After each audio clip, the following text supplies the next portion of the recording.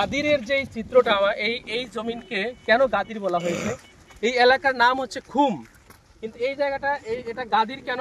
গাদির হলো একটা গাদির হলো মানে গাদির বলা হয় সমতল ভূমি থেকে যখন নিচু কোনো জায়গা যেখানে জল থাকে, জলাশয় হয়ে যায়, ওইটাকে হলো গাদির বলা হয়।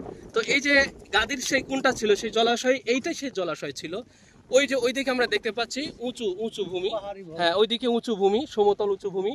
ওই সমতল উঁচু ভূমি থেকে দেখেন এইখানে দেখা যাচ্ছে এটা হচ্ছে একটু নিচু জায়গা, তাই না? হ্যাঁ একটু নিচু, এইটাই এই জন্য এটা হলো বিশাল অনেক বড় একটা গাদির ছিল, অনেক বড় একটা জলাশয় ছিল। সেই সময় ১৫০০ বছর পূর্বে রাসূল পাক সাল্লাল্লাহু আলাইহি ওয়াসাল্লামের জামানায় এইখান দিয়ে জল ছিল, ওই সময় এখান দিয়ে পানি ছিল, ওই সময় পানি থাকতো।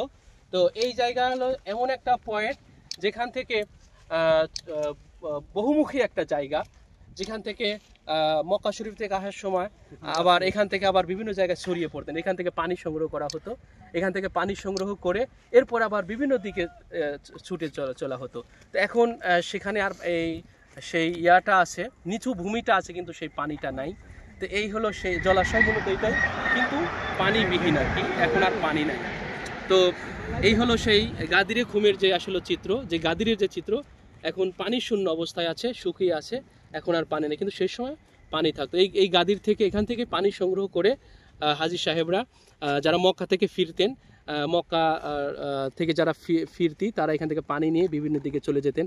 আবার যারা মক্কার অভিমুখে যারা আসবেন, বিভিন্ন দিক থেকে এখানে আসতেন, এখানে সেখান থেকে পানি সংগ্রহ করতেন, পানি সংগ্রহ করে এখান থেকে আবার মক্কার অভিমুখে আবার রওনা হতেন।